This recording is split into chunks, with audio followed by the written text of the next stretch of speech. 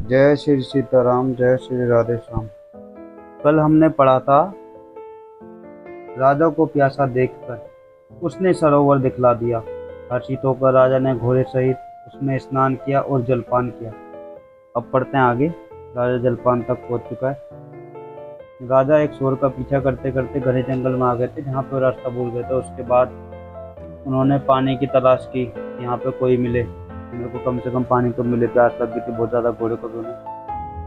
तो एक साधु के वेश में कोई वहाँ पे रह रहा था, उसके यहाँ पे राजा रुके। तो उसने उनको बताया कि सरोवर यहाँ पे पानी पी के स्नान किया। अब आगे बढ़ते हैं। सारी थकावट मिट गई, राजा सुखी हो गया। तब तपस्वी ने उसे अपने आश्रम में ले लिया और सूर्यास्त का समय जानकर उसने आसन दिया। फिर वह तपस्वी कोमलवाली से बोला, तुम कौन हो? सुंदर युवक होकर जीवन की परवाह ना करके वन में अकेले क्यों फिर रहे हो? तुम्हारे चक्रवर्ती राजा के से लक्षण देखकर मुझे बड़ी दया आती है। राजा ने कहा, हे मुनीश्वर सुनिए, प्रताप भानु नाम का एक राजा है, मैं उसका मंत्री हूँ। शिकार के लिए फिरते हुए राह भूल गया हूँ। बड़े भाग्य से यहाँ आकर मैंने आपके चरणों के दर्शन पाए हैं। हमें आपका दर्शन दुर्लभ था, इसी से जान पड़ता है कुछ भला होने वाला है। मुनि ने कहा, हे तात, अंधेरा हो गया है, तुम्हारा नगर यहाँ से 77 योजन पर है। हे सुजान सुनो, घोर अंधेरी रात है, घना जंगल है, रास्ता नहीं है। ऐसा समझकर तुम आज यहीं ठहर जाओ, सवेरा होते ही चले जाना। तुलसीदास जी कहते हैं, जैसा भविष्यवक्ता होनहार होती है, जैसी होनहार होती है वैसे ही सहायता मिल जाती है। या तो वह आप ही उसके पास आती है या वहाँ उसे ले जाती है। मतलब जो होने वाला होता है, काल या समय उसको अपने पास खुद ही बुला लेता है या उसके पास खुद आ जाता है। हे नाथ, बहुत अच्छा, ऐसा कहकर और उसकी आज्ञा सिर चढ़ाकर घोड़े को वृक्ष से बांधकर राजा बैठ गया। राजा ने बहुत ही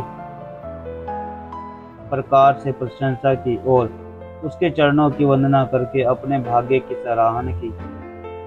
फिर सुंदर कोमल वाणी से कहा, हे प्रभु, आपको पिता जानकर मैं ठिठाई करता हूँ।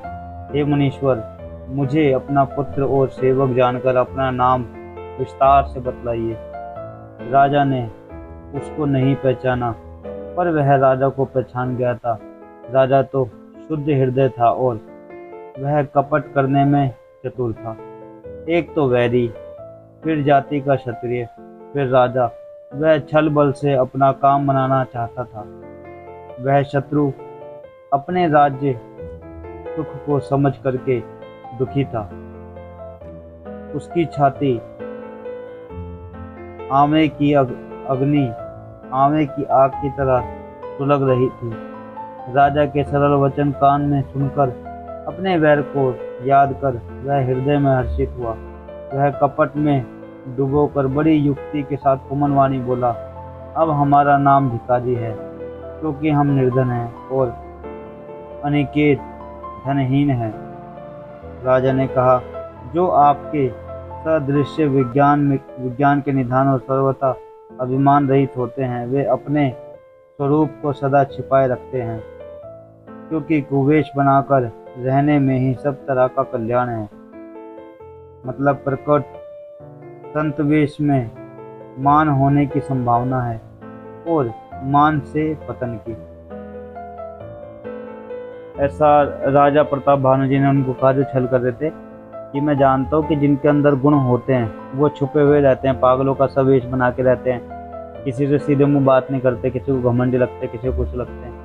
क्योंकि वो जानते हैं कि अगर मैं अपना साधु का वेश बनाकर अच्छा आचरण करूंगा, बिल्कुल सीधा सीधा सुख चलता रहूंगा, तो मुझे बहुत ज़्यादा इज्जत मिलेगी, सब मेरे हाथ पर जोड़ेंगे और कहीं ना कहीं मुझ में अभिमान आने की आशा हो जाएगी कि हाँ भाई, इसमें अभिमान आ गया, घमंड आ गया, फिर सब कुछ अभिमान की वजह से ख़त्म हो जाएगा। तो जो चालाक और दिमाग वाले लोग होते हैं अध्यात्म में भी, वो अपने अंदर घमंड आने देना नहीं चाहते किसी भी तरीके से। घमंड ये भी हो सकता है कि मुझ में बहुत ज्ञान है, ये भी हो सकता है कि मेरी बहुत इज्जत करते हैं। घमंड ये भी हो सकता है कि लोग मेरी बात मानते हैं, मेरी बातों को सच समझते हैं। कोई भी घमंड आएगा तो उससे पतन होना जरूरी है, क्योंकि कोई भी बात को अगर कोई एक्सेप्ट कर लेता है ना कि ये मेरी बात मानता है, मेरी बात सुना है, तो उसका मतलब घमंड उसने किया है। तो अब विनाश भी उसी का होगा। राजा इस बात को अच्छी तरह जानते थे, तो राजा वो जो संत के वेश में थे उनकी बड़ाई करते हुए बात करते कि आप भी कुछ इसी तरह रहते। आज हमने यहाँ तक पढ़ा, कल आगे पढ़ेंगे। जय श्री सीताराम, जय श्री राधेश्याम।